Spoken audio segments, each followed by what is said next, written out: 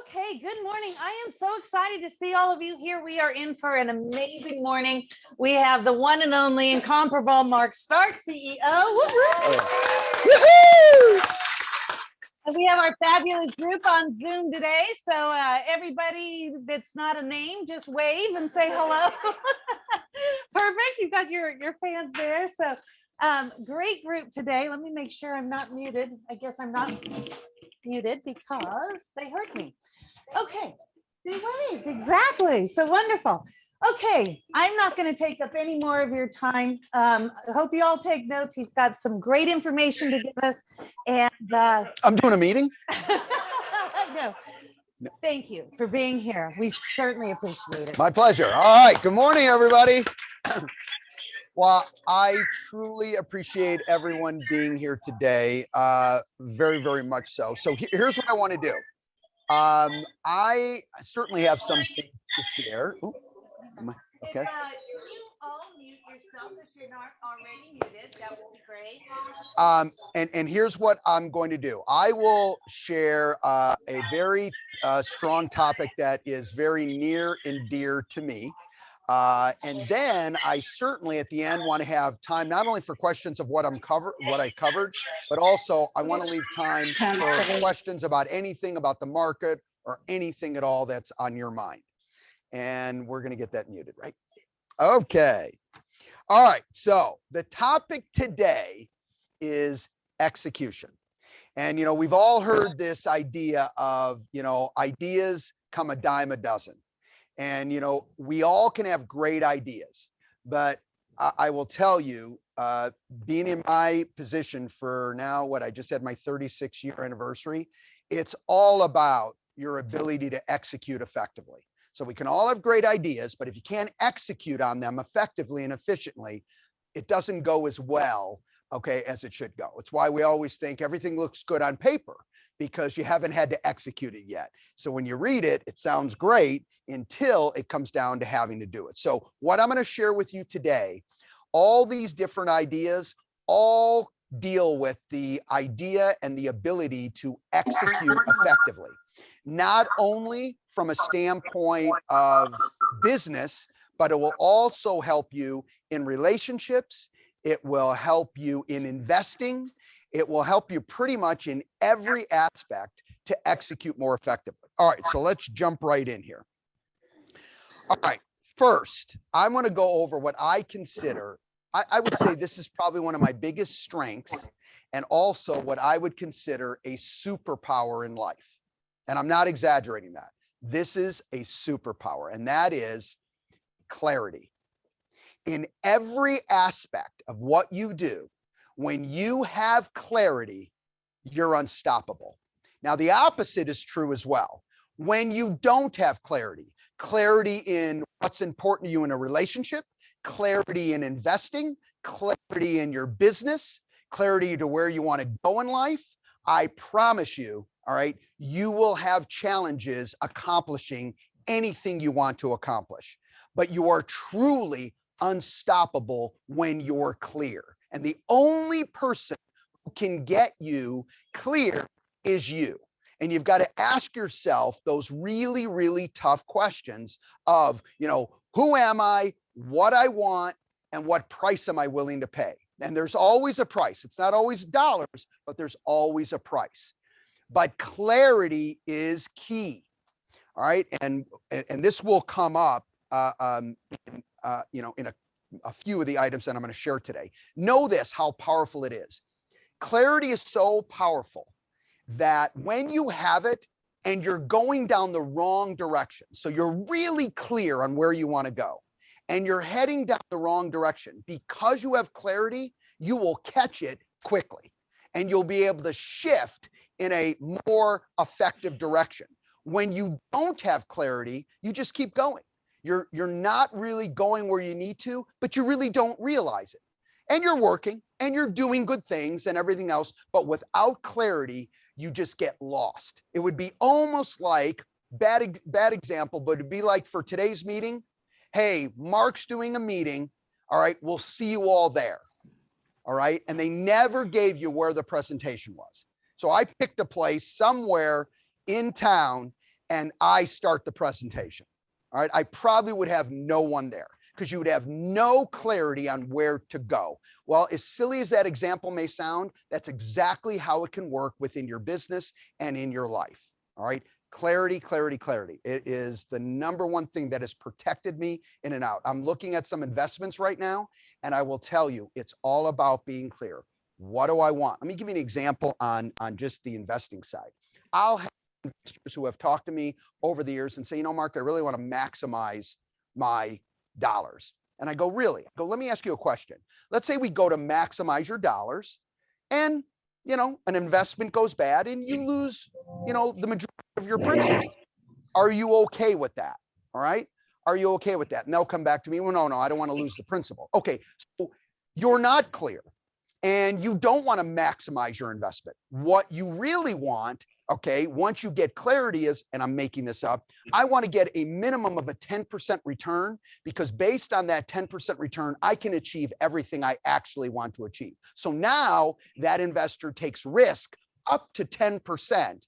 Why take risk that can be 20, 30% when you really don't even need the difference? So now you've taken more risk than you even want to.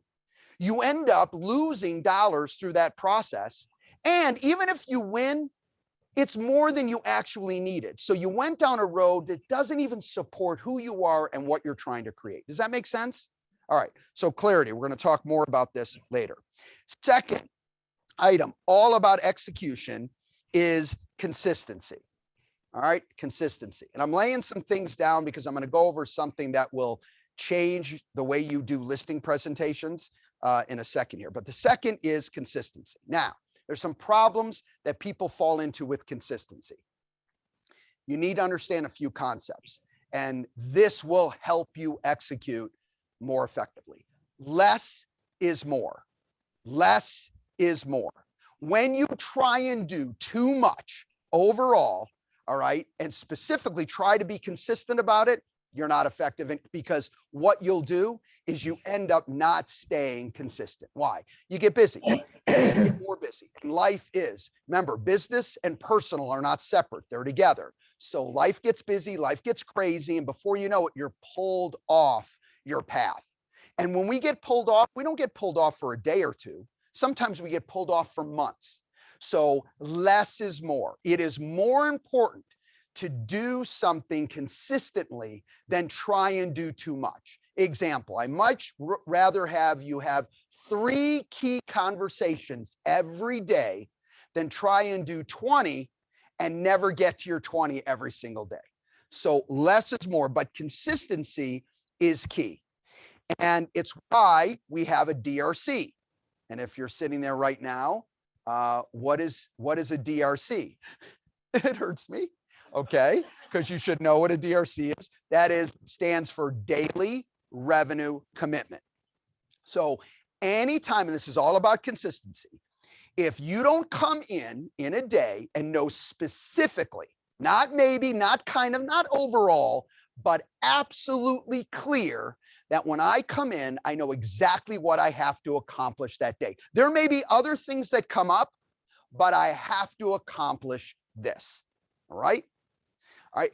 That clarity, number one, along with the DRC, is a very powerful combination because now you're brand new in the business or you've been in the business 25 years. The activities you do may be different, all right, when you do it. But other than that, right, you both need a clear DRC, a daily revenue commitment, to drive your business forward on a consistent basis.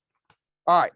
Number 3, this one gets away from many, many sales executives, and this will set up our listing presentation aspect to this. Number 3, a true client focus. Now, if I ask most sales executives, do you really have a client focus? Do you care about the client?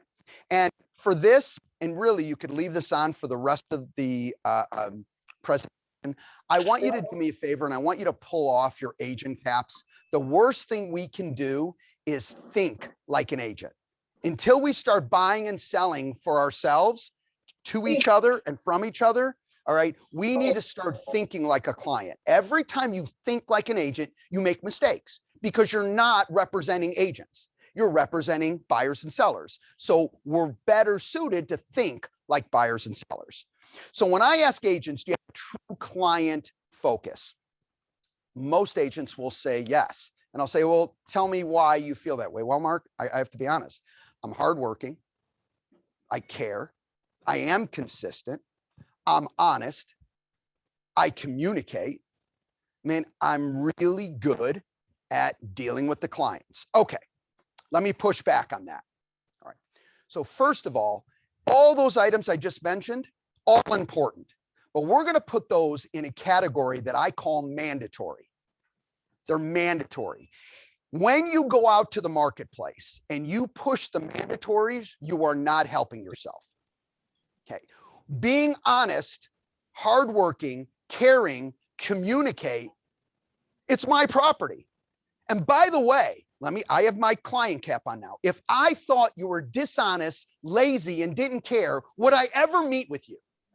No, I would never meet with you. Hey, honey, who's coming over? Oh, this dishonest, lazy person. Can't wait.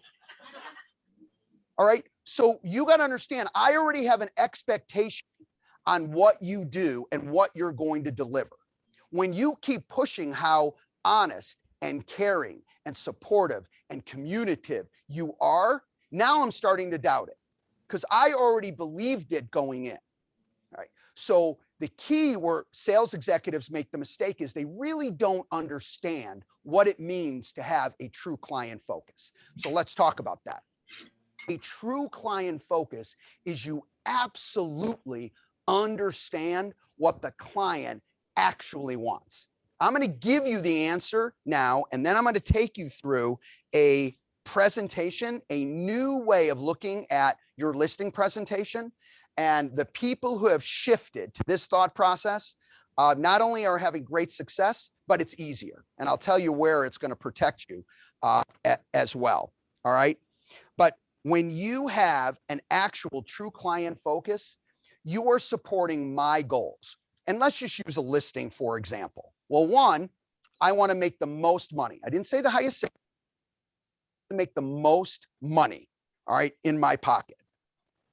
Two, what people will say is get my home sold. But that to me is not true in this market. If you go to a client right now and you say, I can get your home sold, what do they believe today in this environment? It's going to sell anyway. It's going to sell anyway. You know what, Mark? I got to tell you something. My neighbor put their house on the market, and by the time they walked to my house, it had sold. Okay, so you're not doing that. I agree. That's a mandatory. If you're telling me you can sell my house in this market, my house can sell like this. Do you know what that tells me when you tell me that? You don't know what your job is. You have two main jobs in this environment, really in any environment, but specifically the way this market is today. One, maximize my equity. Maximize my equity. Job one.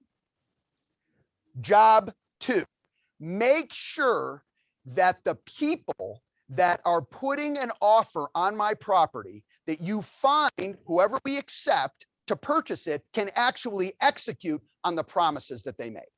See, if I offer you $1 billion for your house and I can't actually close, you get nothing. So the two rules are maximize my equity, and two, make sure who's ever making that offer, okay, that I'm accepting can actually execute on it. Now, let's dive in a little bit further here. All right.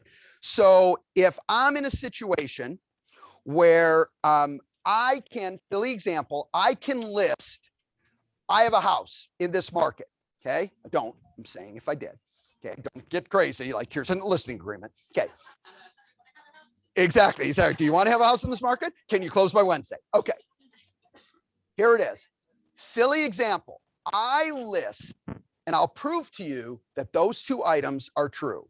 I can list my house with every single one of you separately. Okay. Just let's say silly example. I list it and put it on the market. Raise your hand if you believe that regardless of who lists the property, my net as the seller will be identical. Okay. Okay. So what you just said there is, Mark, depending on who markets your property, all right, agent and or company can affect your net. Now, we believe that. I didn't have one hand go up. I've never had a hand go up yes to that. However, we have problems. You know how many agents talk to me about, well, let me tell you what's going on now, Mark. You got to understand there's discounters. I mean, I lost a listing the other day to a discounter. You can't. There's no way to lose to a discounter if you present right. Yes, Kristen. That's the biggest thing I'm up against right now. They just want to get me down on commission. Okay. So Okay. Okay. So let's talk about. Okay, I'm going to answer that question, and I want you to push back when we go through this. Okay. So one, commission. All right. The house is going to sell in a second. All right. Bottom line is, you know what? I want lower. Good for 4. Okay. Or whatever the case may be is. All right. The second aspect I hear from sales executives of why they lose listings. Okay. Well, here are the comps. They're coming in from a low of 725 and a high of about 800. Okay. Well, you can stop right there. I just met with an agent who said they'd get me $1 million. Okay. Oh, again, how many people have had that issue type happen? Okay. So what I'm going to go over with you now, and again, it all comes back to understanding what your job is. My job is not to sell your house. My job is to maximize your equity and make sure who's ever promising to maximize your equity can execute on that. And we all agree that depending on who's doing it, okay, can adjust your net. All right. If you're not delivering that message effectively, then guess what? In absence of value, I'm going to focus on price. Okay. Listen, you're the same as any other agent. You know what? It's going to cost me the same. You guys are going to do the exact same job. So whoever gives me lower, I make more money. You can't leave them in that mindset. So how do you change? Well, first, you have to change your thought process. And the thought process is this. In a listing presentation, it's not about price. It's about process. It's about process, not price. If you try and win the price war, you'll never win it. Well, I think I can get you $1 million. Well, I've got another agent at $1.1 million. You know what? I could push it to $1.1 million. Well, I just had someone come again today earlier and said $1.2 million. You will never win. And when you pick a price, here, let me prove this to you. Raise your hand over the last 6 months if a property that you know of has sold for a price that even surprised you. Raise your hand. Okay, there you have it. So when you pick a price, you know where you're at? Las Vegas gambling. You are saying, hey, Mr. and Mrs. Johnson, I really have no idea what this will sell for, so I'm going to guess. I'm gonna risk your equity and I'm gonna guess. You don't guess, okay, if you understand the process. Process over price. Process over price. I will never pick a price. I don't need to pick a price. That's not my job. My job is to maximize their equity. So the real question that I need to do is, Mark, what is the starting price? What is the launching pad price that will help you maximize the equity by getting as many offers as I can attract? So when someone says they can get $1.2 million, you know what, Mr. and Mrs. Johnson? Right there, I know they don't understand this market. What do you mean? Well, as soon as they say a price, it lets me know they don't understand the process. See, because the price may be $1.3 million. I don't know. What I do know is this. I know how to work the process that it could maximize your equity, whatever the number is. And any agent who comes in, any agent with any price, I know one thing for sure. They have no idea about the process and they have no idea how to operate in this marketplace. They're trying to guess. They're trying to estimate on a price. They go too high, they lose buyers. All right. They go too low because they think that's the sales price. They sell your property undervalued. That agent does not get it. It's about process. And when you understand the process protects you, and we work together to maximize your equity, whatever that number is. And my job is to make sure we get it as high as possible. And whatever that number is, we've got to make sure the other part of the homework is make sure who's ever making those promises, they can actually execute and close on those promises. That's the second job. Do you know in this market, it has the highest fallout rates, okay, out of any environment, throughout the country. The fallout rates in this environment is higher than any other market that's been for years and years. Why? Because agents do not understand the process of how to make sure that I can actually execute on my promises. So it falls out and goes back in, but don't worry, it'll sell again. It'll sell again. That's not your job. You don't need to worry about selling it. In this market, in this environment, if you're working for me and I'm the seller, your job is to maximize I know the house can sell. I can do it myself. I can FSBO it and sell it. I may leave thousands of dollars on the table, but I can do it. All right. That's why Apex, you know, I had a sales executive say to me, and this is probably about 6 weeks back, about, we were talking about Apex, and they said, well, I had a client and it really didn't work for them. And I said, you know what? I know we've had great success on Apex. I said, you're missing it. Apex is part of your listing presentation to let them know you understand the process. I don't care if they use Apex. Remember I talked about clarity? Get clarity on what your job is. Do I care if they use Apex, or do I want to get the listing, close it, and have a happy client, a long-term client, and make a commission? That's what I want. Get clear on it. I don't care about Apex. Apex is a tool for me to use when I need it. If I don't need it, I don't need it. You know, I remember when I first got in the business, I learned how to do net sheets. It's pretty much all I knew for a while, is how to do. But I could write up a net sheet. I practiced so many, I could write up a net sheet in 30 seconds. Okay. What did I make sure I did in front of every client? Oh my God. You know, Mark, how's your day going? Very good. Let me do a net sheet for you. And I would immediately jump in and do a net sheet, because it immediately sent the message, you know what? This guy knows what he's doing. He flew through it. He looks young. However, you know what? He seems that he knows what he's doing. Okay. So the whole point of this, you got to be clear on what your ultimate goal is. When you lose clarity, you make mistakes. You present improperly. Why? Because you're not clear on what your ultimate goal is. Is that clear? Okay. I will tell you, process over price is unbelievably effective. Now, I want to go back to Krista's comment about commissions. When I get process over price, 1%, 2%, it's nothing. It's nothing in this market. I'm going to try and sell the house for 850 versus 600. I'm making up numbers. And it could be another 100, 200,000 in my pocket. And client focus on, let's say go in the middle, 14 grand. That's what the focus is. If I drop it 2%, the focus is 14,000 on a $700,000 house, when they could actually leave 150, 200 grand on the table. We've all seen it.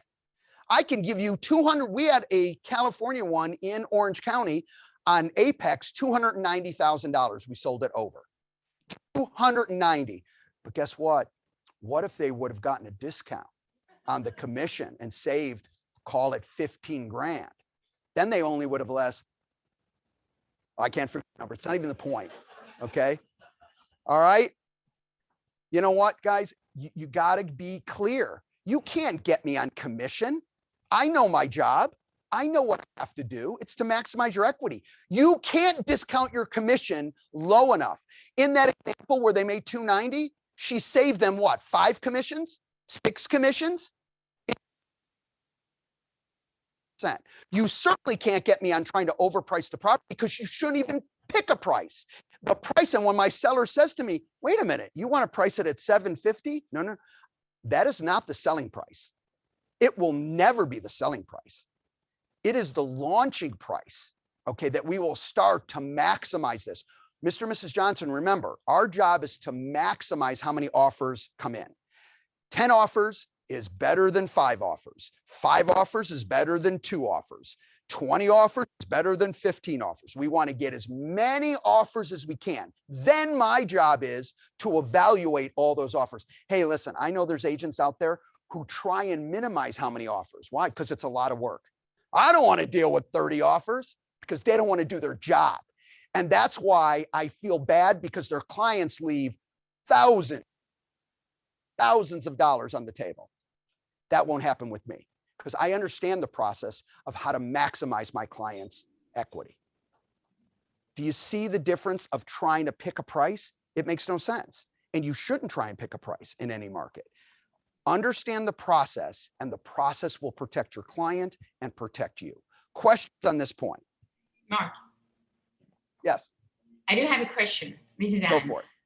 So I totally agree with this, and that's what I usually do. So now I have these clients so they want to list the house for $2.5 million at the Citrix, which is a high price.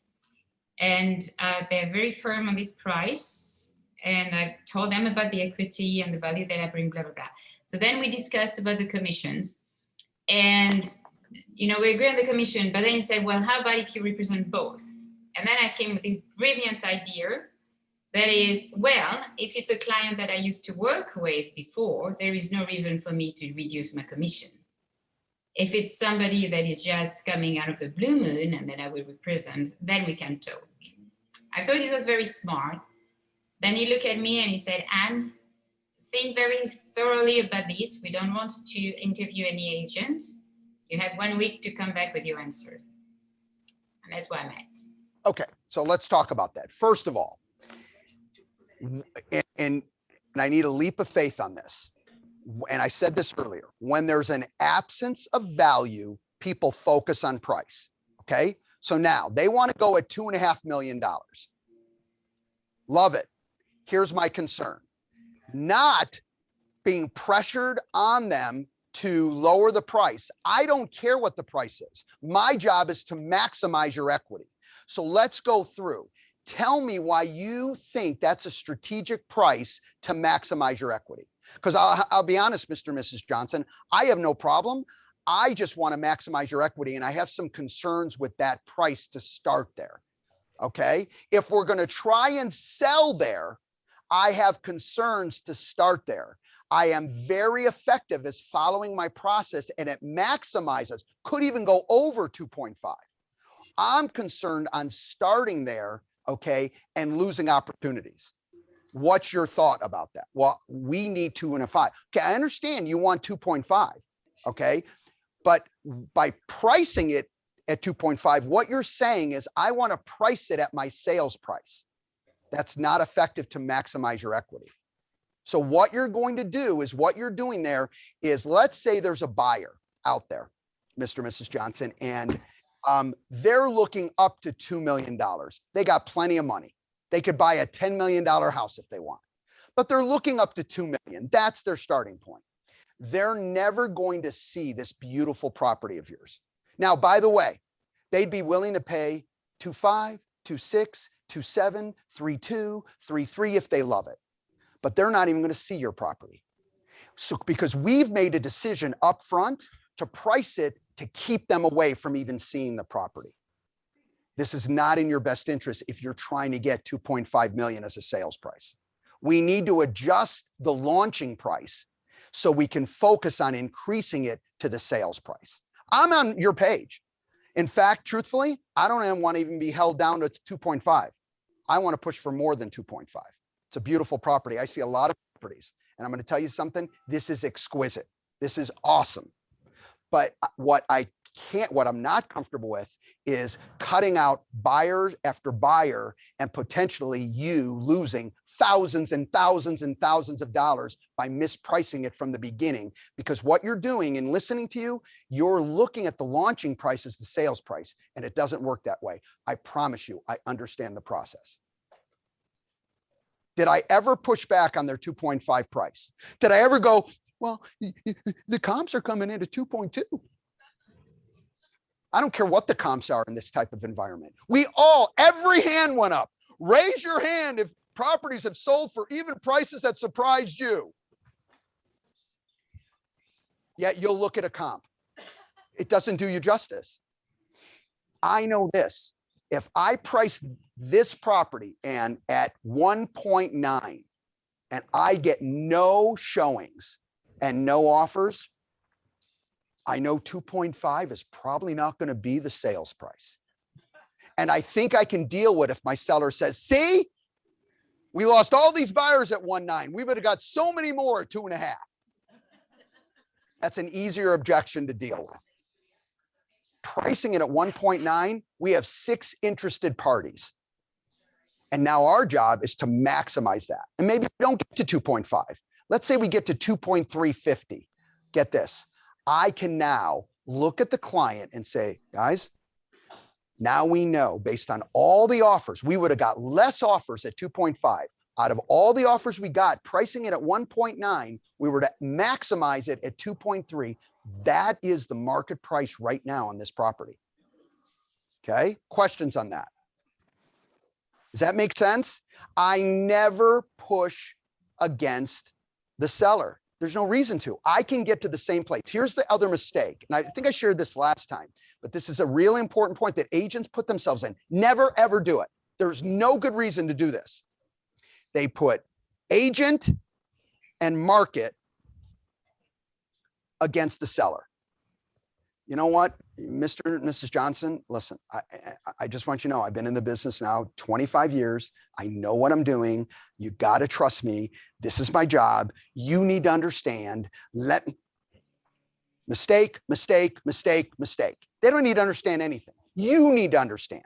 So the way to always create the relationship, and you can get to the same place, you don't lose any opportunities, is this. It's always the seller and you against the world. Seller and you against the appraiser. Seller and you against the market. Seller and you against a bad agent. Seller and you against everything. Everything. You never give up the relationship with the client to get something done. That's not the way to drive it. It's to, you guys are like this. When I'm frustrated with an appraiser, I'm like, you know what? I'm going to tell you right now. Look at your property. Look at the upgrades you've done. Look at the money you spent. Look at how perfect and pristine this is. An appraiser is going to come in and compare you to other properties that aren't half the property yours is. I see properties all the time. Does that change the value in the marketplace? No, but what it's doing to me and my client is this. And that's what I want. I can't, if I could change the market, I would just buy a house, move it up 500 grand in my mind. I could sell it for 500 more. Then I'd buy it back, move it up another 500 grand and sell it again because I control the market, but I don't control the market and nor do you. So what you need to make sure is your relationship, okay, bound to that seller in that example or buyer is key. You never give that up. You never give that up. Even when they ask for a discount, let's say it's a situation and let's use Ann's example and it's somebody that you've done 12 deals with. It's never up to you to lower the commission. Anyone out there who they go, you know what, would you do this for me? Yes, I'll do it. Mistake. Mistake. Always. It's never up to you. That's the message you're sending. Hey, by the way, Mr. and Mrs. Johnson, let me remind you this. If you ever want to get in my pocket, I'm the only one you need to talk to and get that approved, okay? Yeah. And if I don't agree with you, let's argue about it and kind of injure our relationship. Is that a good idea? Yeah. Okay, good. Because that's how I do it. I never control commission. That's the broker. That's the broker. Let me call my broker. I have no problem calling my broker for you. Absolutely. And I do a lot of business, and I promise you, I will push extremely hard to my broker. You call your broker later and you go, this person's a nightmare. We're not lowering anything. If I don't work with them, it'll be a good day for me. Don't worry about it. You said no. Hey, did everything I could. But no, you know what? It's Berkshire Hathaway, and they're just a powerhouse. They close more transactions on the planet than any other company. They have the best systems. They're the ones who taught me this process. They're just, I understand. You know what? Let's do this for you, but they're not going to lower the commission. You can even disagree with the broker. You and the seller against the world, against the broker too. Trust me, I'm used to it. Okay. All right. So don't lose that aspect of it. Yeah. To me, you know what? I think that goes back to this last point. It's a judgment call by you. Yeah. You want to say, now, if I sell it myself, okay, let me call my broker. That's a good point. All right. Let me say, well, I want it for 4 if you sell it yourself. Let me see what I can do. Hey, look it. I'll go to bat for you all day long. Okay. Hey guys, what will you do? I really don't want to go down to 4. Would you do 4.5? Should I do 4.5? Should I do 5? You know, what do you want to do? Well, I'll do 4.5. Okay. We'll approve 4.5. Great. Thanks. They approve 4. All right. And you just go back and do 4.5 or leave it 4, or go to 5, whatever you want. I mean, that's really a judgment call if you think you're going to double end it. And that's great. I don't have a problem with it. That is your call. It's just not your call in front of them, because it doesn't do you justice. You don't want people to know that anytime, just because, truthfully, it is the broker's approval, but just because we're flexible and allow you to do it doesn't mean it makes business sense for you to do it. Okay. That's why we have variances. Anytime I had, and my broker in the business that I did, I could get anything approved. Always had a variance signed. Every single time. Would never do it without the client. And I already knew it would be approved 100% of the time. Not the point. I don't want my client to know Mark's the only one that has to approve it. Okay. Because it's not Mark, it's Mark and the brokerage. All right. I'm already okay with it. Why? Because you and I are like this. Let me call my broker and I will push hard. And we get calls and they'll sit there and go, I want to do this. No problem. Okay. Now, the other rule on that, and this is another mistake sales executives make, never, ever, ever do it. I call it my 100% rule. When you ever agree to give a discount, ever, or fight for a discount with your broker, you never fight for a discount without 100% chance of getting the business. I see people go, okay, so you want, well, we've got someone who's offering it to do it for 5. Will you do it for 5? Let me check. You come back, okay, I got 5 approved. All right, well, we'll get back to you. We're going to talk to some people. Never, ever, ever, ever, ever. Mr. and Mrs. Johnson, look, that is not normal, but I do a lot of business. I will go directly to the broker and talk to them personally to get this on. But I can't do it without this done. So let's get this finished. I'm going to write right on here, subject to this being approved at a 5%. Sign here, done. Now, when it's approved, it's done. You don't get something done and then you're back in the same boat, even worse, the second time. 100% rule. You don't negotiate for a discount without 100% chance of getting it. You knowing you're going to be okay with the 5. Okay? Questions on that? Does that make sense? All right. All right. A few more here because I want to have time. How are we on time? Great. All right. Good. All right. Good. Okay. Real quick. Number 5.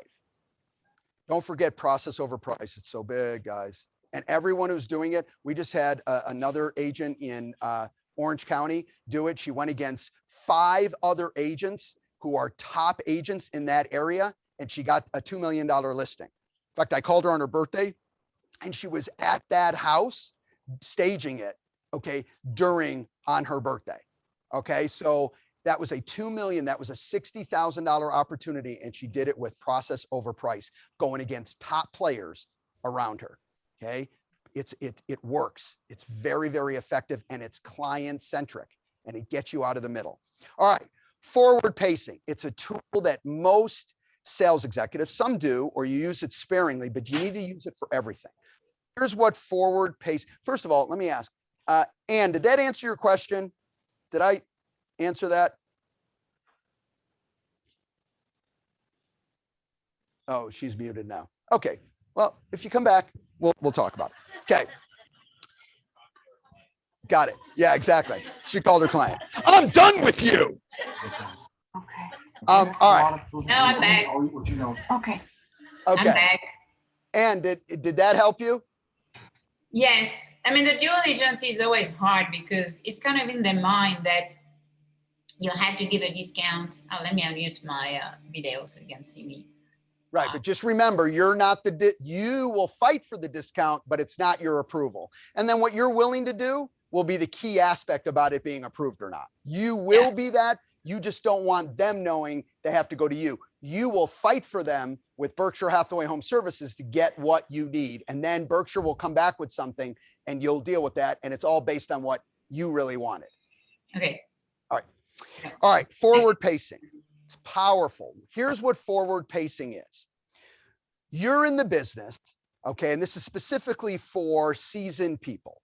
You run into different things. You can forward pace on relationships, on business, whatever. Is you see certain issues that come up, okay?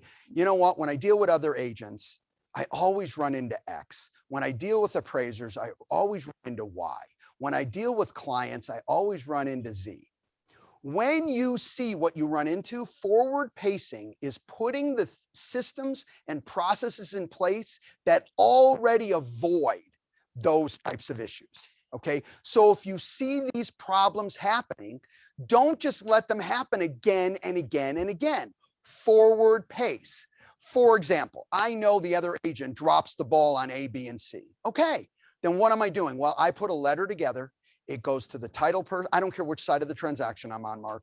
I give it to the title. I give it to the lender. I give it to the clients. Everyone knows where we are. I do it myself. Why? Well, it has saved my butt on numerous occasions because now everyone's on the same page.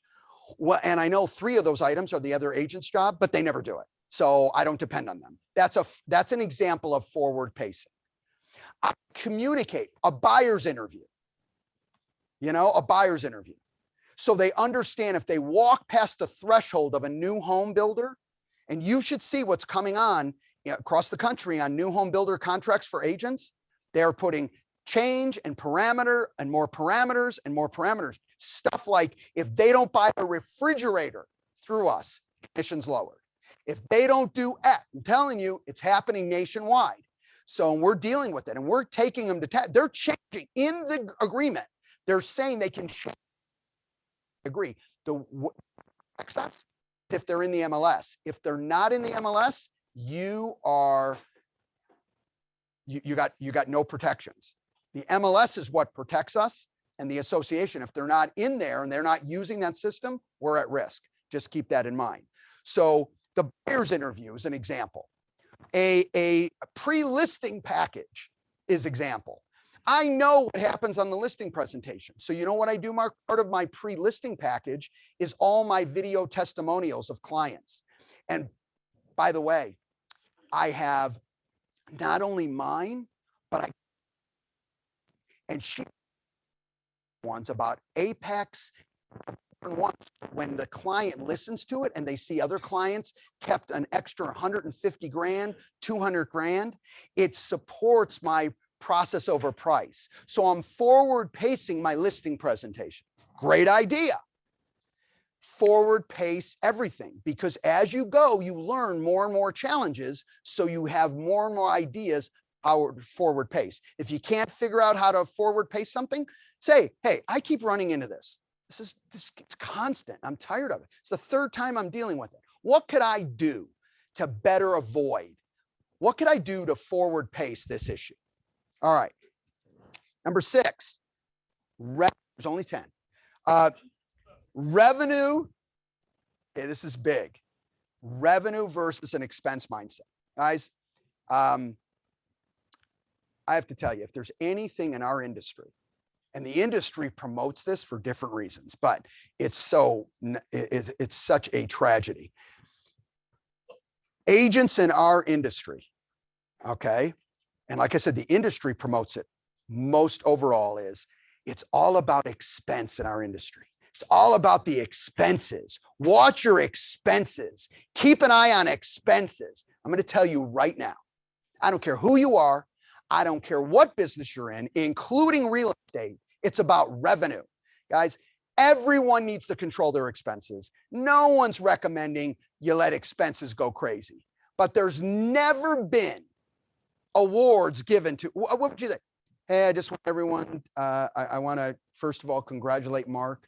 I have to tell you, he doesn't sell virtually any homes, but I'm going to tell you this, his expenses, oh my God, are so low.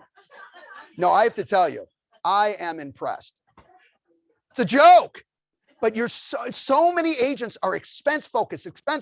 Never. Do you know I could cut with a swing of the pen $5 million a year in expenses out of this company like that? Literally, it wouldn't take me, because I already know where they're at, wouldn't take me more than an hour. We wouldn't be the same company.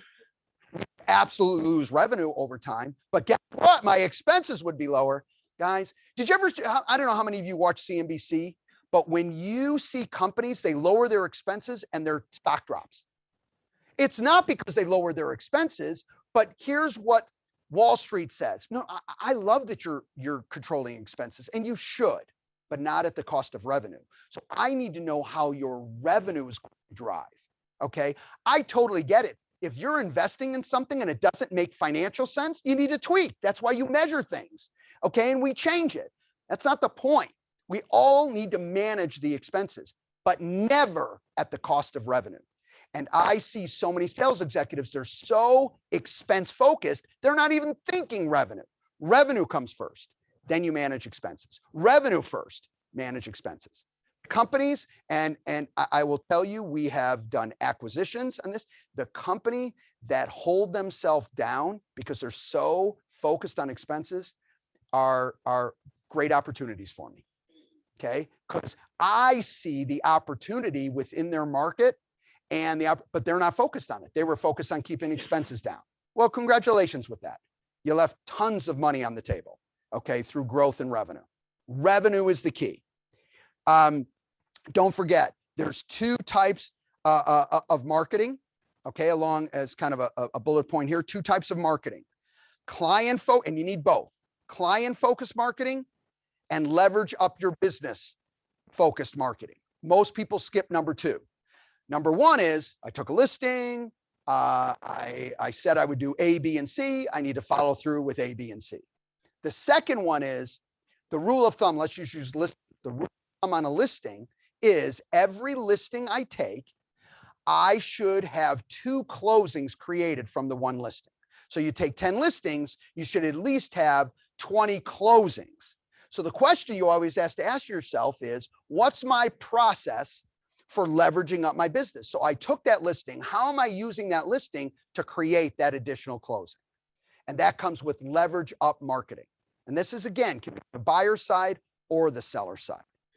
And don't forget, on forward pacing, the buyer's interview is all about forward pacing. I know what the buyer may do. That's why I have a buyer's interview. All right. Real quickly, outcome thinking. Outcome thinking is it kind of clears the fog. Outcome thinking really ties into clarity, and it's all about getting clear on, look, what ultimately am I trying to accomplish here, and how am I getting there? Instead of trying to do so many things you shouldn't do, you could cut a lot of the pieces of the process out that really aren't helping you, but are clouding what you're trying to accomplish. You have outcome thinking. All right. It gets real clear. What ultimately am I trying to do? It's like going in for a listing. Truthfully, if I could walk into a listing and go, la, la, la, la, la, and they signed every time, that's all I would do. You know, the old saying, never sell with blah, blah, when you can sell with blah. Hello, Mr. and Mrs. Johnson. La, la, la, la, la, la. We'll sign there. Good. Let's do it. Okay. So be clear of what you want to get and don't overdo it. Okay. You don't want to underdo it, but you don't want to overdo it. Once you get clarity and you're clear on your outcome, all that stuff tends to be easier to figure out. One agent trap that I hear too, be careful of this one, is I'll hear agents say to me, you know, Mark, I got to be honest, my clients use me for me. I mean, I don't mean that as a negative. My clients use me for me. Let me help you out here. Okay. And it's a lesson I learned a long time ago. And it's one of the reasons why we continue to have growth as a company. Your clients do not use you for you. Your clients use you for them. And when a client chooses you, buyer or seller, what they're saying to you is, look, Mark, I am choosing you today because I feel you're the best decision for my family, my equity, my purchase, my situation right now. Oh, but as soon as I feel that, I will cut you away like a bad habit. And by the way, I won't even say anything about it. And don't take it personal, because it wasn't personal. In fact, let me help you out. I wasn't even thinking about you when I did it. I was thinking about me. I was thinking about my family. I was thinking about our next move. I was thinking about the exciting aspects in our life. You didn't even come up. And I didn't mean that as a negative. In fact, after I bought the new home without you, after we've been working together for 3 months, and I walked in there, you were one of my first calls. Hey, can't wait to have you over. Oh my God, I'm so excited to tell you what. I just bought a house. Woohoo! You just bought a house? Uh-huh. Oh, you're going to love it. We can't wait to have you see it. Me too. Okay. So they're not, people make their decisions for themselves, not for you and not for anyone else. And by the way, people can make bad decisions. They have every right to make bad decisions. And another rule of thumb, every one of you, including me, every single one of you and every one of your clients live their priorities. Every one of you live their priorities. If something is a priority, here's a rule of thumb to follow. They do it. Everyone does their priorities. If you walk your dog at 4 a.m, doesn't mean you want to do it. But if you do it every day at 4 a.m, I know one thing. It's a priority. It's a priority. Okay, why? Because you do it. When you don't do something, I know one thing simple, not judgment. It's not a priority. You know, Mark, hanging out with my family is the most important thing to me. Okay, let me see. You golf 7 days a week with your buddies or whatever this, and you do this, you hardly see your family. Okay, I'm not judging you. It's just not a priority. No harm, no foul. That's not a priority. You know, being in shape. You know, Mark, I join a lot of gyms, but I actually go to the gym. Okay, no judgment, but being in shape is not a priority. Now, the beautiful thing about priorities, you can change your priorities like this. You can change them instantly, but simple rule of thumb. Okay, and I normally do an exercise with this, where you write down what you do in the morning, what you do consistently in the afternoon, what you do consistently in the evening. And what you'll see, those are your priorities. And you may look at the sheet and go, yuck, I don't want these to be my priorities. Cool. It's a great exercise to do, and you can tweak. You can change them any way you want. But know this, if you do it, it's a priority. If you don't do it, it's not a priority. Don't take it personal. It's a real simple system. Don't make it harder than it is. All right. Number 9. All, my opinion, should stem from a vision of your perfect day. So if you're brand new, this can take a little bit of time because you got to get yourself started. But if you've been in the business, you need to get clarity on your perfect day. Well, Mark, you really can't get, don't worry about how yet. Step 1 is get clarity on your perfect day.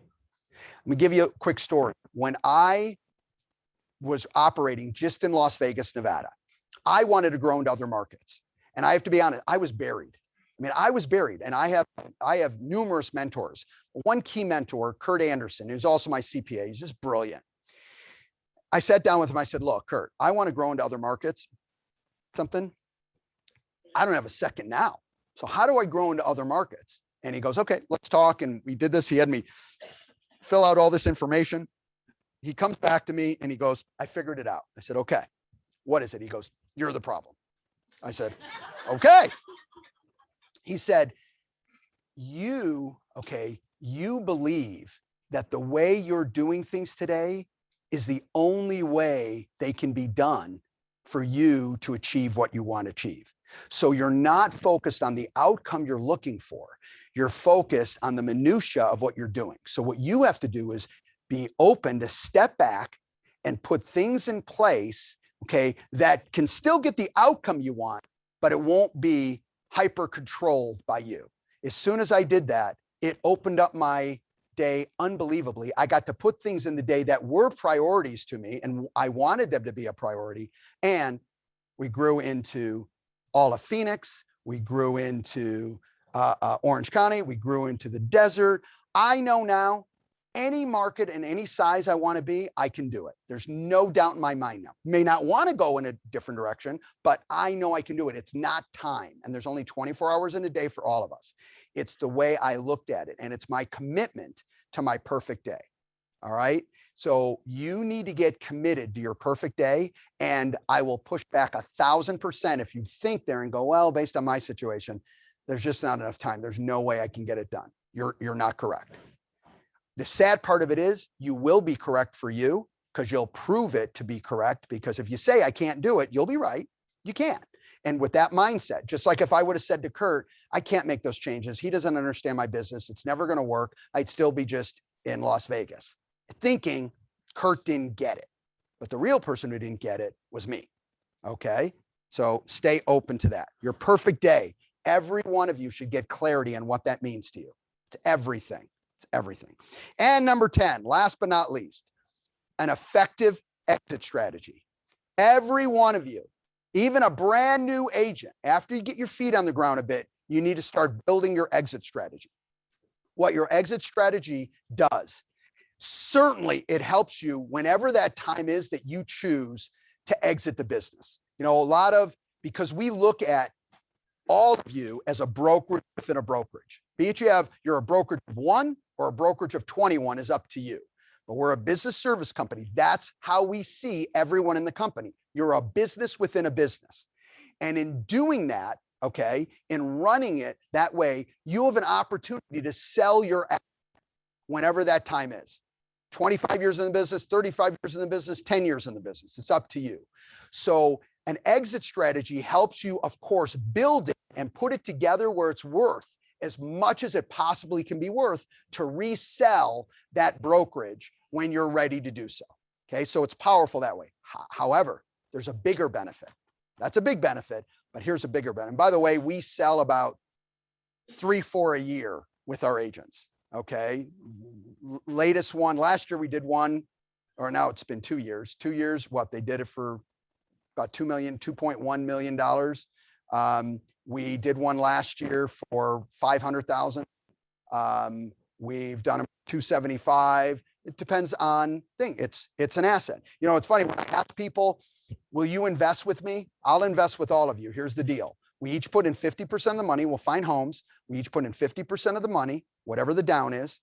We rent it out. We split 50-50 the income. So we pay our bills, whatever the income is, 50-50. And at the end of 10 years, we have a commitment to sell it. But when we sell it, I get 100% of the equity.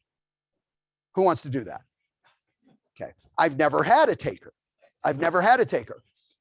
But it's so funny. That's what virtually all agents do with their real estate business. They work on it. They take the cash flow during the time. And when it's time to exit, here's their exit.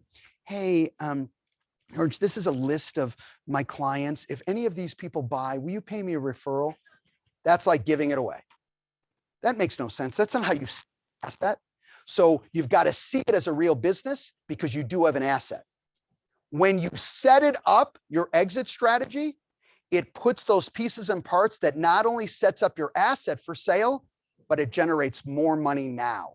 So it will increase your current earnings because you have the proper systems set up that support a great exit strategy. So a great exit strategy is a must, and you don't have to worry about, why do I need an exit strategy? I'm not going to exit for 30 years. Well, the whole point of that is it makes more money today when you have a proper exit strategy going forward.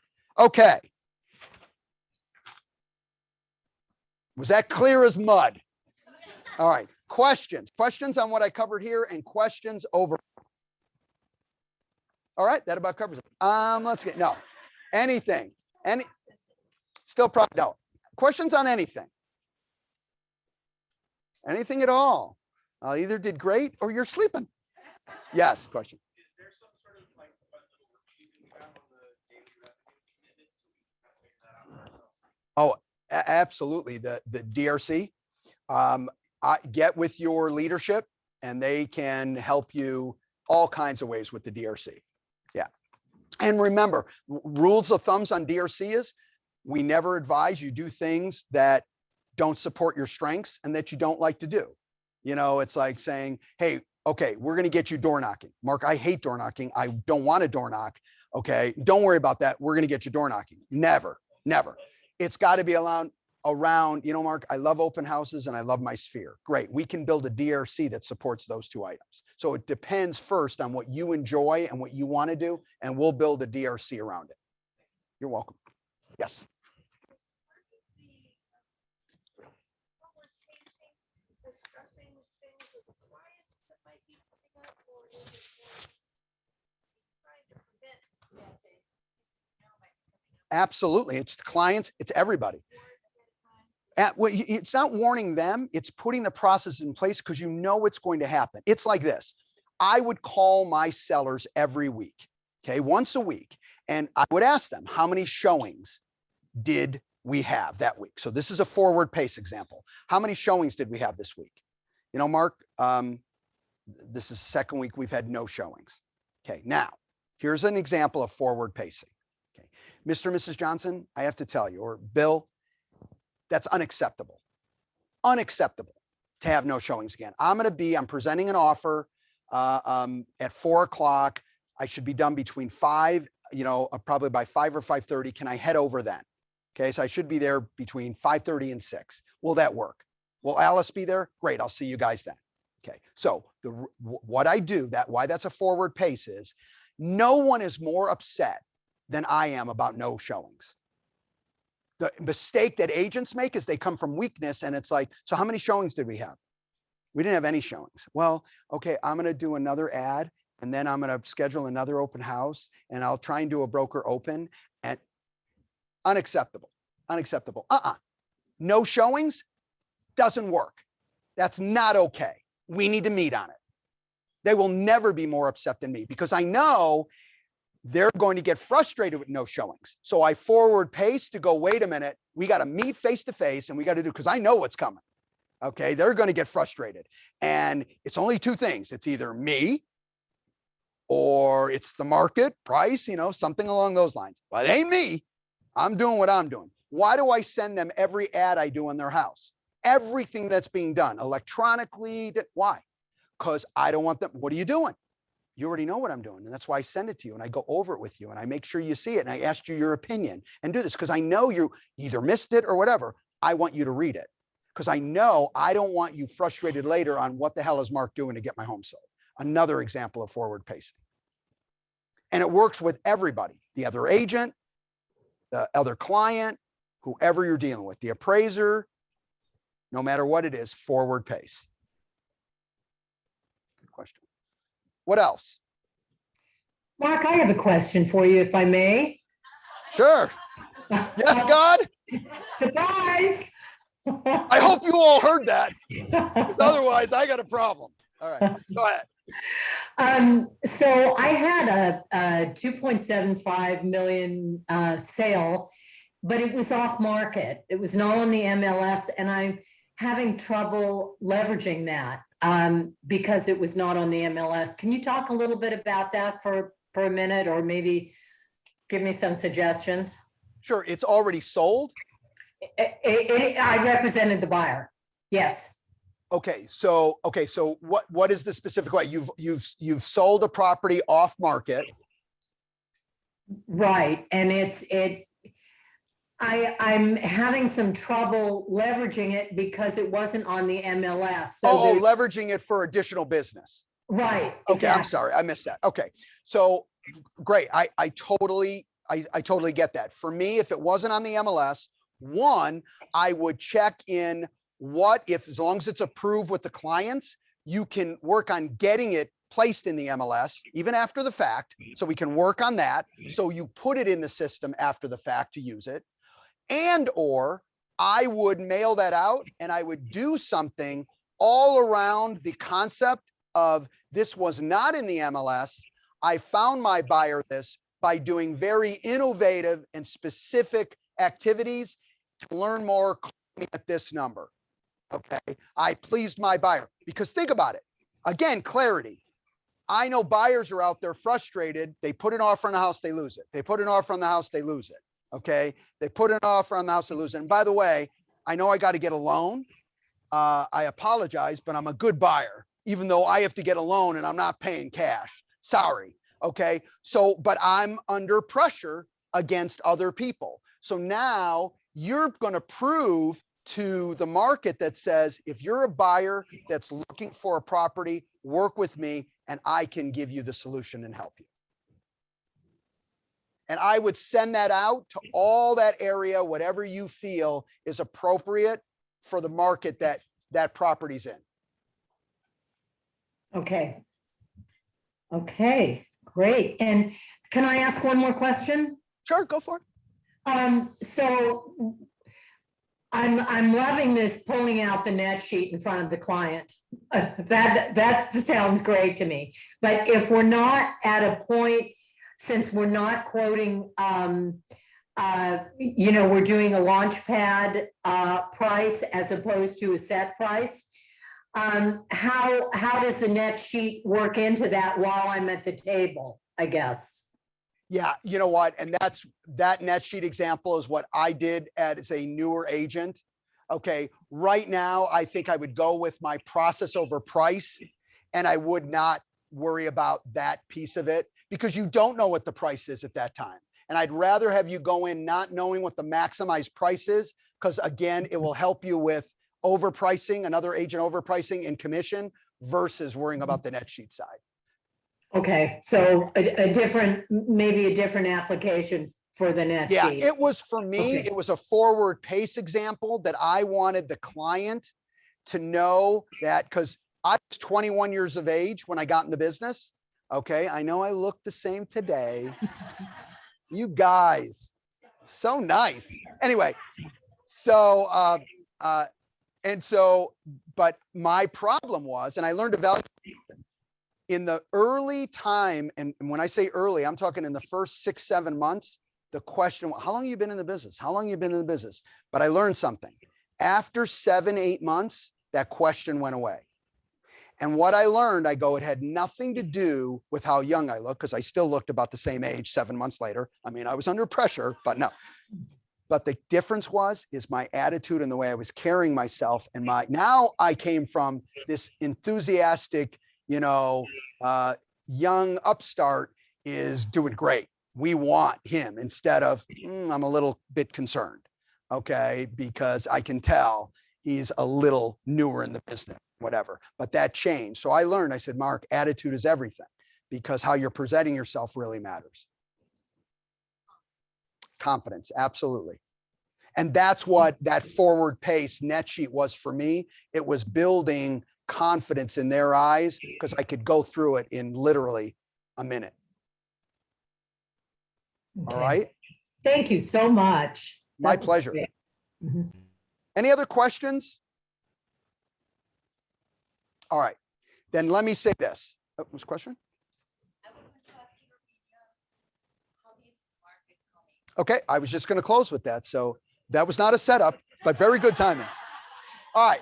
So first of all, listen, everything we're seeing and we're reading shows a vibrant market going forward. At the Summit Convention, we had a great presentation by the Wall Street Journal talking about specifically luxury, and luxury in itself is going to be very much supported, okay, going forward. Now, with that said, know this, there will be adjustments. We will still have the low inventory situation because we're dealing with, or I should say that we will still have low MLS inventory. Remember my thought process on that. I've done that on Facebook Live. The inventory didn't go anywhere. It's just in the MLS is lower. So the houses are still there. We just have to interact with the market differently to attract those houses. But I don't see the MLS changing dramatically on that. So we're going to have to be innovative. But I do see us having a vibrant market. But keep this in mind. That doesn't mean there's not going to be adjustments. There can be adjustments in ASP, which I don't see anything crazy along those lines, but there certainly can be adjustment in units. And don't fall into this mistake. In fact, I just did a Facebook Live on this as well. Guys, please, please, please, no matter what happens to the market, no matter what, when you look at what you want to do in the next 12 months, no matter what happens to the market, there's enough business for you to succeed. Every time you focus on the market, okay, you blind yourself. You are now clouding because you don't have clarity. Because let me ask you this. If your goal is, and I'm making up a number, 500 grand, okay, could 2 million, but your goal is 500 grand in this example. If the interest rates go up, what do you want to earn? 500 grand. If the interest rates go down, what do you want to earn? 500 grand. Units go up. What do you want to earn? Let's go down. What do you want to earn? Okay. So no matter what happens, what you need to focus on is your 500 grand. Yeah, you might have to zig instead of zag. You adjust this, you adjust that. But the people who have clarity on what they want and focus on getting it, no matter what happens in the environment, you win. Know this, in any environment, there are two situations. People, okay, who win and people who don't win. You want to be on the side of the people who win. And those are the people who have clarity and focus on what they're trying to do and don't get derailed with the noise of everything else going around them. You know, every time you talk about something that isn't supporting your goals forward, it's a waste of time and attention. Really appreciate all of your time. I hope today was helpful. Thanks, everybody.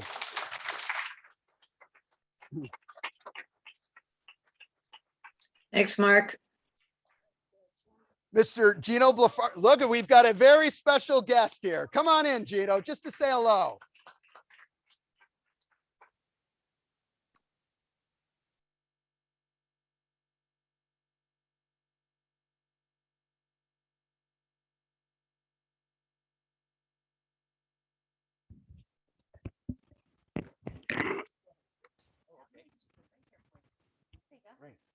Well, hi, team. Great to be surprised and see all of you here, you know. And now, is this a combination of a number of offices coming here for a weekly meeting or monthly meeting? What is this? I think I brought in the crowd here today. You did. Yeah, I just caught the tail end of what Mark said. And you know, with real estate, we always talked about location, right? But when goals and objectives is the 3 word is clarity, and that was right to your theme. So great for that. Anyway, well, on behalf of Home Services, you're now part of the family. You were part of the Berkshire family.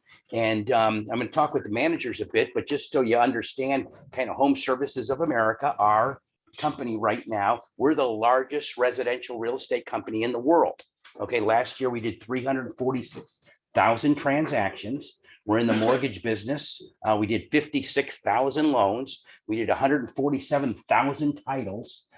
We have 6,000 employees, and together, when you talk about the Berkshire Hathaway Group and the companies that we own, we have approximately 80,000 real estate agents, and we couldn't be more excited to be have you as part of our company, and certainly with Mark and I, we go back probably almost about 2004 or so, or before that. Yeah, somewhere around there. So we've been friends for a long time. And so it's just great to be with you all. And I will want you to know, would love to have bought one from you guys, but yesterday, just off a fluke, I got a call from one of our offices in Southern California, Julie Tran, that's it, Julie Tran.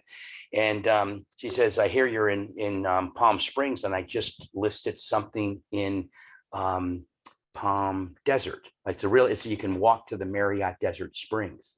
And so I went out and looked at it yesterday and said, hey, it looks good. So now I'm a resident out here too, periodically. Okay. All right. And cold calls work. Yeah. So in any case, that was exciting. That was kind of like exciting. It even had a 2-car garage and a little golf cart in it, and bought all the stuff that was there, because I guess the lady didn't live there, and I won't live there either. And so maybe we got to figure out somebody who is either a renter expert in this community or an Airbnb expert. So please reach out to me and we'll figure out what we're going to do. I think I'm going to close on the 3rd of November. So it's real quick. Cool. Yeah. Okay. You're my neighbor. I'm your neighbor? Oh, okay, wonderful, wonderful. That's good to know. And what is it, the Palm something? So I'm off of Colby West.